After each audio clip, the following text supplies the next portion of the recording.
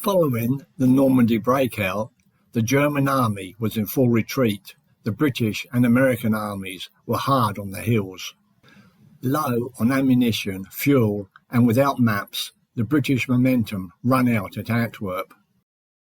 The German strongpoints on the French coast had been bypassed. It was the job of the 1st Canadian Army to take these strongpoints. 1st of September 1944, the Canadians returned to Dieppe. Lieutenant General Guy Simon's 2nd Canadian Corps turned towards Dieppe. The Canadians were eager to return to Dieppe following the disastrous Dieppe raid, where they suffered 3,600 casualties killed, wounded or captured. Advancing over 15 miles during the night, the Canadians entered Dieppe to find the German occupiers had wisely melted away. The victorious Canadian First Army marches through Dieppe. Le Havre, Operation Estonia, 10th to 12th of September 1944. The port of Le Havre was essential to sustain the Allied thrust into Germany. Le Havre was heavily shelled from the sea and bombed prior to the land attack. The British 79th Armour Division was supported by the Canadian 49th Infantry, the 51st Highland Division and the 1st Canadian Armoured Carrier Regiment. 5:45 p.m. on the 10th of September, the 56th Brigade advanced through minefields cleared by flail tanks. After 2 days fighting, the German garrison surrendered. 11,000 prisoners were taken. Operation Wellhit, the Battle of Boulogne, 17th to 22nd of September 1944. The highly fortified port of Boulogne, reinforced and manned by troops committed to fight to the end. Boulogne was shelled from landward and by coastal guns at Dover, firing 2,000-pound shells. The bombardment was followed by bombing by 1,000 Lancasters, the 3rd Canadian Infantry Division, and the 2nd Canadian Armoured Brigade, increased Kangaroo armoured personnel carriers, were supported by tanks from the Fort Garry Horse, and Churchill Crocodile flame-throwing tanks from the 97th Armoured Division. A French civilian guided the Canadians to a secret passage leading into the walled old town. At the citadel, tank fire and demolition of the gates persuaded the German defenders to surrender. The fortresses at La Portelle were given an ultimatum calling for a prompt surrender. The northern fort's garrison marched out shortly before its expiration. The southern fort continued firing. When armour, including flamethrowers, was brought forward, the German garrison destroyed their guns and surrendered.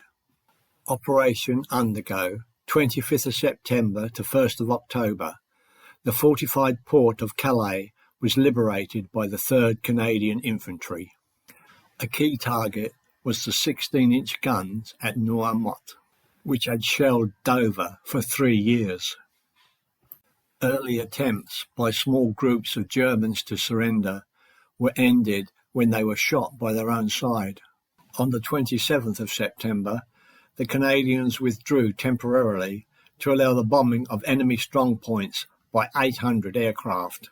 In the evening of the 28th of September, a truce was agreed with Lieutenant Colonel Schroeder, the garrison commander, to allow the safe evacuation of 20,000 civilians. The 7th and 8th Canadian Infantry Brigade groups, supported by armour and artillery, launched their attack from the southwest to take the high ground. The battery at Normandy, with its huge 406mm guns, surrendered quickly. The German gunners were found to be drunk. On the 1st of October, the Calais garrison of 7,500 men surrendered. The Breskin Pocket, known to the Germans as Scheldt Fortress South, 6th of October to 3rd of November 1944. Fighting in the Breskin Pocket was a hell on earth. It was worse than hell, because at least hell would be hot. These were the polders, an expanse of low-lying land reclaimed from the sea. It was crisscrossed by countless ditches, channels, canals and rivers. The enemy had flooded the land. The water was too shallow for boats, too deep for vehicles. It was a miserable existence, every day frozen to the bone, soaking wet and covered in mud. The enemy held every piece of high ground, defended every waterway. They were well dug in and had their guns trained along all the built-up roads and canal banks. Canadian troops were dead on their feet, having fought non-stop for 4 months. The Canadian Army was under strength, with replacements under-trained due to political conflicts back home. Equipment and ammunition were in short supply, most having been diverted to Operation Market Garden, a bridge too far. On the 10th of September 1944, Himmler had delivered the following proclamation to the German troops. Every deserter will be prosecuted and will find his punishment. Furthermore, his ignominious behaviour will entail the most severe consequences for his family. Under examination of the circumstances, they will be shot. The strength of the German army in the Breskin Pocket was estimated to be 4,000. In fact, there were well over 10,000 committed first-class professional soldiers, with 489 machine guns, numerous mortars, and more than 300 field guns, including the dreaded 88. The 3rd Canadian Infantry Division pressed on into the Breskens Pocket using Buffalo LVTs. They bypassed the German entrenched front lines and attacked their rear along the Scheldt. The assault on the Breskens Pocket lasted a nightmarish 29 days and was eventually cleared by November 3rd, 1944. 12,000 German prisoners were taken. 6th of October 1944, the 2nd Canadian Infantry Division, supported by the 4th Canadian Armoured Division and the 1st Polish Armoured Division, attacked northwards from Antwerp. They faced the elite 6th German Parachute Regiment, with over 4,000 experienced, well-trained fighting men, with Mark IV tanks and self-propelled guns. 31st of October 1944, the Canadian 3rd Division are ordered to attack from the east along the Walcheren Causeway.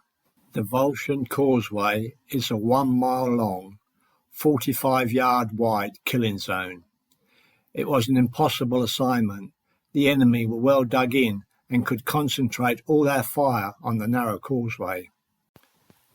The Canadians attacked time and again into a hellish barrage of rifle, machine gun, mortar and artillery fire.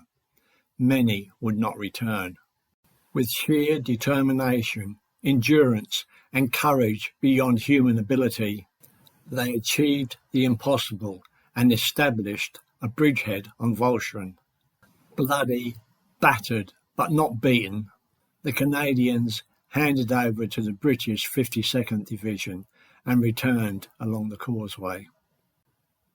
Walcheren would eventually be taken by amphibious attacks at West Capelle and at Flushing, while the 52nd Division forced a second crossing, accessible only at low tide. The Canadians went on to liberate villages, towns and cities in the Netherlands. Canadian soldiers will forever be fondly remembered by the Dutch people for liberating their country and saving the lives of tens of thousands of people from starvation. The Canadian First Army suffered 7,600 casualties liberating the Netherlands.